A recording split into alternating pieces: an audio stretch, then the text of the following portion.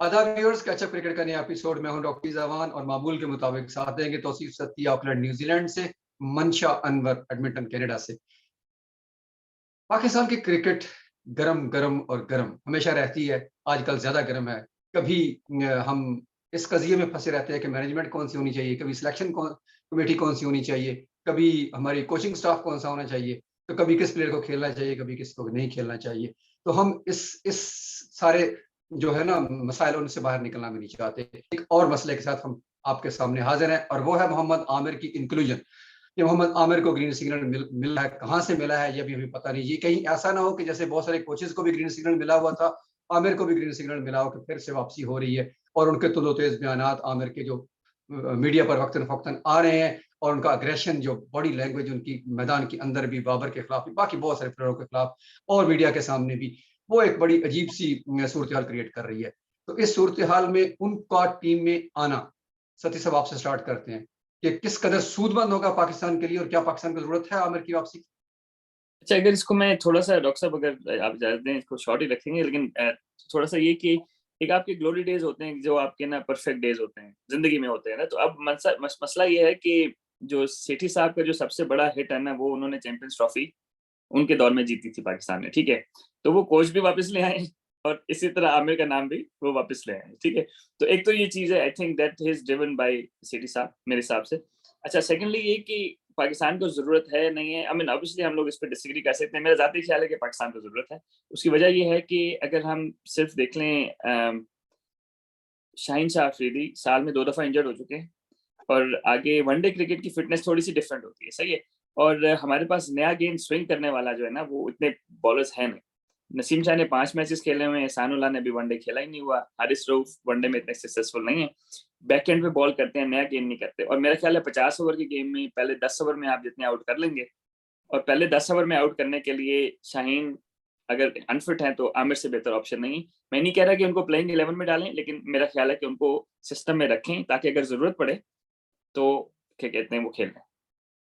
ये तो सतीश साहब मेरा ख्याल बहुत मुश्किल हो जाएगा कि अगर आमिर आए, सेटअप में आए, यानी कि अगर वो स्क्वाड का हिस्सा बने तो वो प्लेइंग 11 ना हो। ये तो मेरा ख्याल काफी मुश्किल सी बात लगी है। मंशा भाई, आप क्या समझते हैं कि अगर आमिर की इंक्लूजन, जैसे सतीश साहब ने कहा, फर्ज किया हो जाती है, उनके इंडक्शन 14 में आ जाते हैं स्क्वाड में, तो उनका यहाँ आना, कतई नजर इससे कि वो अच्छे बड़े बॉलर थे, हैं, होंगे, लेकिन मसला यह है कि उनकी इंक्लूजन टीम के लिए, एनवायरनमेंट के लिए, ड्रेसिंग रूम के लिए, और बाबर के साथ थोड़ी सी उनकी मुखासमत चलती रहती है वो भी, और जिस तरह की बयानबाजी वो करते हैं उसके साथ, क्या ये सूदमंद होगा? ड्रेसिंग रूम का माहौल कैसा रहे उनकी इंक्लूजन के साथ? थोड़ा सा मैं सती भाई ने बात की कि उनकी बॉल ऊपर से हमें स्विंग चाहिए। जिन्होंने चैंपियंस ट्रॉफी में 2 आउट किए, कोहली और रोहित को पैडों पे लगी, वो 2 के बाद उससे 1-1.5 साल पहले भी उनकी बॉल अंदर नहीं आ रही थी, और उसके 1-2 साल बाद भी बॉल अंदर नहीं आई, और वो इतने साल खेल गए। और अभी भी मेरा ख्याल है कि शायद लेफ्ट आर्म को जो सीधा बॉल बाहर निकलता वही उनका ज्यादा निकल रहा था। तो जहां तक बात आ गई आपकी कि वो, मेरा नहीं ख्याल ड्रेसिंग रूम के लिए अच्छी चीज होगी, और ये बिल्कुल ही सूदमंद नहीं होगी, क्योंकि जब प्लेयरों की आपस में ऐसी सिचुएशन, ना तो हमारा हेड कोच पाकिस्तान का है कि जवेद मियां दाद है, या को बिठा ले या सबको समझा ले, अफरीदी तुमने ऐसे खेलना है, अकरम तुमने ऐसे करना है, मलिक तुमने ऐसे करना है, वो बात भी नहीं है। तो बड़ा मुश्किल हो जाएगा। और सती भाई, मैं कहता चलूं, मैं आपकी बात से डिसएग्री नहीं कर रहा। पीएसएल में उनकी बॉल कुछ अंदर आए हैं ऊपर से, लेकिन वो आपकी जो बात सही है कि लेफ्ट आर्मर का हमें जो चाहिए होता है वो चाहिए, लेकिन मेरा ख्याल है वो शायद उन 2 बॉलों की वजह से 2-3 साल और खेल गए थे पाकिस्तान। सर, 92 वर्ल्ड कप में वसीम अकरम की 2 बॉलें जो हर जगह, वो कभी नहीं भूल सकते। जब तक हम जिंदा हैं हमें तो नहीं भूलेगी, किसी को, आने वाले को भी कैसे भूल सकता है वो, ट्रू। एलन लैम और लियोस को आउट करने वाली। तो क्या वसीम अकरम को दोबारा शामिल कर दें? बिल्कुल डॉक्टर साहब, आपकी बात में बिल्कुल वजन है। असल में मसला ये, मैं ये बात कर रहा हूँ कि शाहीन की फिटनेस जो है ना वो 100% नहीं है। देखिए, अगर शाहीन अवेलेबल नहीं है ना, तो बाकी हमारे बॉलिंग इतनी एक्सपीरियंस नहीं है, क्योंकि एशियन कंडीशंस में ये होता है कि नया गेंद ही स्विंग होता है, अपने ऊपर से ही आउट करने हैं ना, ठीक है। तो मैं, क्योंकि 2 नए गेंद यूज होते हैं, तो अगर शाहीन, क्योंकि मेरा नहीं ख्याल कि शाहीन थ्रू आउट फिट रहेंगे, क्योंकि नहीं, 50 मीर ओवर के हमजा के मैचेस आप में बहुत fitness बड़े होती है। फैन थे वो सती भाई। मीर हमजा को जो है वो नहीं, रखना टेस्ट चाहिए के लिए साथ। मीर हमजा, टेस्ट के अच्छा। लिए, टेस्ट के लिए व्हाइट बॉल जो है वो थोड़ा सा डिफरेंट। मैं ख्याल है टेस्ट के लिए मीर हमजा स्टिल, क्योंकि वो आमिर का मसला जो मेन प्रॉब्लम आमिर के साथ डॉक्टर साहब वो ये है कि वो पिछले 4 साल से 50 ओवर का मैच खेला ही नहीं हुआ जी। कंपेटिटिव। तो मेन जो है ना वो इशू वो है मेरे सामने ना। बाकी क्या कहते हैं, मिकी आर्थर के साथ वो कराची किंग्स में भी रहे हैं, तो मिकी आर्थर ने उनके साथ काम किया हुआ, तो I think he will manage him. बाकी जो टीम का एनवायरनमेंट आप बात करें डॉक्टर साहब, मेरा ख्याल है कि ये चीज़ हमें, नॉट आमिर लेकिन इमाद भी आगे, ये पाकिस्तान टीम की बड़ी ज़रूरत ये है कि जो टीम का जो एनवायरनमेंट है ना उसको थोड़ा-सा शफल किया जाए। Babar should know how to be uncomfortable, क्योंकि अभी मसला ये हो गया कि उस्मान कादिर पूरा साल पाकिस्तान टीम के साथ रहे। He is not even in top 5 leg spinners in Pakistan, समझ रहे हैं? तो जी, जी। 2 एक्सट्रीम्स हो गई ना, समझ रहे हैं? एक एक्सट्रीम वो हो गई कि दोस्ती यारी चल रही है, सही है। अब हारिस रऊफ को टेस्ट खिला दिया। वो या मोहम्मद अब्बास काउंटी में 50 आउट करके आया है, डोमेस्टिक में 2 पंजे लगाए। उसको कंसीडर ही नहीं किया, तो हारिस रऊफ को टेस्ट खिला दिया। मतलब दीज़ आर एक्सट्रीम्स। तो जो आपकी बात है कि ड्रेसिंग रूम का एनवायरनमेंट है, आई अंडरस्टैंड दैट, लेकिन it has gone to the other extreme, जहाँ पे उस्मान कादिर जैसे प्लेयर साल टीम के साथ हैं, या हारिस रऊफ को टेस्ट खिला दिया।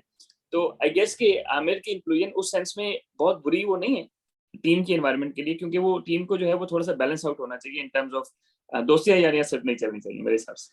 और ये कल डॉक्टर बिल्कुल साहब मैं आपकी भी बस ट्वीट, मेरा आपकी जो ट्वीट थी कि हम शहर से कितने 9 आउट कर गए। जी, मैं यही कहने वाला था आपसे, मेरा सवाल भी यही था मंशा भाई आपसे कि मोहम्मद अब्बास को हमने बिल्कुल ही सर्किट से आउट ही कर दिया ना। कि अब लोगों को याद ही भूल गया कि मोहम्मद अब्बास भी था, इतना अच्छा स्विंग करने वाला और छोटे रन अप के साथ और स्मूथ एक्शन के साथ सारा कुछ बड़ा सब कुछ ज़बरदस्त था। और कल ही उसने पहले ही मैच में हैम्पशायर से खेलते हुए 9 आउट किए। 9 9 आउट किए। आउट किए हैं, पहली इनिंग में 6, दूसरी में 3, जी, 9 आउट किए हैं। जहाँ हसन अली ने सिर्फ 2 आउट किए हैं। ज़फर गौहर गो के वो उनसे मैच नहीं कर सकते हम उसको, उसने 1 आउट किया है, वो लेफ्ट आर्म स्पिनर है। तो जी। वहाँ अब्बास 9 आउट कर रहा है। तो व्हाई नॉट कि हम इनको आज़माया जाए, वो भी 33 इयर्स ओल्ड हैं। बजाय इसलिए कि वो हम आमिर को ही क्यों कंसिडर करें जो एनवायरनमेंट खराब नहीं बात करता। उसके अंदर कई फैक्टर्स हैं, किसकी कोचिंग में खेले, मिसबा कप्तान थे, कब वो खेले, कब वो अटैक करते रहे। तो काफ़ी चीज़ें जो है ना इसके अंदर शामिल हैं कि क्यों कोई आउट ऑफ फेवर हो जाता है, क्यों उनको वो दुबई की विकेटों में 5 आउट करें तो हम कहते हैं कि हमें डेल स्टेन मिल गया, और कहाँ वो नहीं जाता तो फिर उसके बाद हम कहते हैं अरे जी यार इनसे डॉक्टर साहब, दाऊद, आमिर और इसका इनके पास कंपैरिजन स्पेस इसलिए, नहीं है। लेकिन एक आमिर और सदी इसका, भाई मैं बात करता चलूँ, जहाँ तक जी, आमिर की बात है, मैं टोटली उससे एग्री करता हूँ। उसका एग्रेशन, वो बाबर के खिलाफ एग्रेशन है, बेशक दुनिया के किसी player, that's the way to play cricket, right? Aggression में उनके साथ हूँ। वो जो जब उनको चौका पड़े गुस्सा करते हैं, मैं बिल्कुल यही चाहता हूँ कि जो बेस्ट बॉलर्स होते हैं वो ये नहीं कि 6 छक्के खा रहे हैं दैट्स ओके, जी विकेट सही नहीं थी, नहीं, वो चौका छक्का खाए, उनको एक गुस्से में होना चाहिए फास्ट बॉलर को, और एग्रेशन में उनका लाइक करता हूँ। ऑफ द फील्ड वो जो कर रहे हैं उससे एग्री नहीं करता। बिल्कुल तो सही जी बात है। सती भाई आप क्या बात कर रहे थे? सॉरी मैंने हाँ, आपको नहीं, मैं कहा। वो डॉक्टर साहब आपकी सो अब्बास की बात कर रहे थे, तो Abbas basically red ball specialist है ना, तो डेफिनेटली रेड बॉल में उनको लाना चाहिए, लेकिन टेस्ट वनडे क्रिकेट में वो काउंटी में भी इतने सक्सेसफुल नहीं रहे। आई मीन जिस पेस से वो गेंद करते हैं वनडे क्रिकेट में, जो है ना वो जो बॉल यूज़ होता है उसपे 2 कोट होते हैं पेंट के ना, तो बॉल थोड़ा-सा ज़्यादा हार्ड होता है। तो उसमें ये होता है कि उस तरह स्विंग नहीं होता ना, जिस तरह रेड बॉल होता है। तो आई स्टिल थिंक कि उसको हमने लास्ट ईयर जो होम सीरीज़ थी उनमें खिलाना चाहिए था टेस्ट मैचेज़ में, और बड़ा फ़र्क पड़ता। तो लेकिन व्हाइट बॉल के लिए डॉक्टर साहब वो I don't think he is suitable for white ball cricket ना। चलिए ठीक है जी, बहरहाल इस पे हम इख्तिताम करते हैं कि मोहम्मद आमिर मेरे ज़ाती ख़्याल में अगर वन लाइनर है, तो मोहम्मद आमिर को इंक्लूड नहीं करना चाहिए। हमारे पास बॉलिंग बैटरी काफ़ी ज़्यादा है, जो नए लड़के आ रहे हैं, उनको ग्रूम करना चाहिए। बाकी सती साहब का मौक़िफ़ है कि आमिर की ज़रूरत है हमें, मंशा भाई दरमियान में हैं कि एग्रेशन के लिहाज़ से तो बहुत अच्छे हैं, लेकिन एनवायरनमेंट के लिहाज़ से थोड़े गड़बड़ है उनमें। तो अगर हाँ, कुछ नहीं, ऐड करना चाहें दोनों भाई तो ज़रूर हाँ, कर नहीं, दीजिए। मैं सिर्फ ये ऐड करना चाहूँगा कि मैं शॉर्ट टर्म देख रहा हूँ कि वर्ल्ड कप तक ना, क्योंकि वर्ल्ड कप तक हम काफ़ी वनडे मैचेस खेलेंगे, 15-20 खेल चुके होंगे, तो हमारे जो बाकी बॉलर्स हैं ना, उनका थोड़ा-सा एक्सपीरियंस हो चुका होगा। तो वर्ल्ड कप तक इसलिए कि एक बड़ा इवेंट है, हम जीतना चाहते हैं, और सेकंडली ये कि शाहीन शाह अफरीदी की अगर शाहीन शाह अफरीदी बिल्कुल इंजर्ड ना होते, तो I probably wouldn't pick him because of field जो उनके इश्यूज़ हैं। लेकिन अगर हम मेरे हिसाब से हमें ज़रूरत है, और mainly because of Shaheen Shah Afridi's injury plus lack of experience of the fast bowlers in in longer format. जी, मंशा भाई एक तरफ हो जाएं आप, दरमियान में वोट यस और नो नहीं कर एक्चुअली रहे। ये एक बहुत लंबा मसला है आमिर का, नॉट उसकी कोई इंडिविजुअल से मुझे नहीं है, पर मैं कहता हूँ कि once like if you are like something में आप किसी में इन्वॉल्व हो, तो मेरा ख्याल है उन प्लेयरों को इतना आगे नहीं लाना चाहिए जितना हम इन्वेस्ट कर चुके हैं। सती भाई की बात सही है, इन्वेस्ट इतना किया, दोबारा लाए, दोबारा खिलाया, तो फिर प्रॉपर उनसे वो लेना चाहिए। उनको रिटायरमेंट जब उन्होंने टेस्ट क्रिकेट से दी और दूसरी दी इससे, तो मेरा नहीं ख्याल था कि जब उन्होंने मुल्क को सामने नहीं रखा तो सेकंड चांस मिलना चाहिए। एनीवेज जी मेरा पर्सनल ओपिनियन है। जी, बिल्कुल ठीक है। और दूसरी बात, जो आखिरी बात वो ये है कि पाकिस्तान टीम ग्रुपिंग से बड़ी मुश्किल से बाहर आई थी। मिसबाह उल हक ने कम से कम ये एनवायरनमेंट क्रिएट किया था कि पाकिस्तान ग्रुपिंग से बाहर आए और उसने जीत की रीत को भी आगे चलाया 2010 के बाद। तो दैट वाज़ अ ग्रेट, और मेरा ख्याल है कि बड़ा ग्लोरी टाइम था पाकिस्तान क्रिकेट का। और अनफॉर्चुनेटली अगर ये मैनेजमेंट किसी हद तक इन चीज़ों को दोबारा से इंजेक्ट कर रही है कि एक बाबर ग्रुप हो जाए, एक शाहिन अफरीदी ग्रुप हो जाए, एक आमिर ग्रुप हो जाए, कराची ग्रुप हो जाए, माद वसीम T20 का एक अलग से ग्रुप है। तो इतने सारे ग्रुपिंग के साथ फिर टीम जो है ना वो टीम नहीं रहती, वो बहुत सारे हुजूम सा बन जाता है। तो मेरा ख्याल है कि किसी भी टीम की जीत के लिए ये बहुत इंपॉर्टेंट फैक्टर है कि वो ग्रुपों से आज़ाद होकर एक ग्रुप एक टीम की हैसियत से जेल होकर खेले। और Babar was not doing that bad in that aspect. अगर उस पर इतना प्रेशर रखा जाएगा तो मेरा ख्याल है कि अल्टीमेटली ये ग्रुप क्रिएट होंगे। एनीवेज़, हमारा ओपिनियन है ये। आपका जो ओपिनियन होगा ज़रूर शेयर कीजिएगा, नीचे कमेंट में बताइएगा हमें कि आप क्या समझते हैं कि आमिर को शामिल होना चाहिए या नहीं होना चाहिए टीम में। अल्लाह हाफ़िज़, नेक्स्ट एपिसोड तक। अल्लाह हाफ़िज़।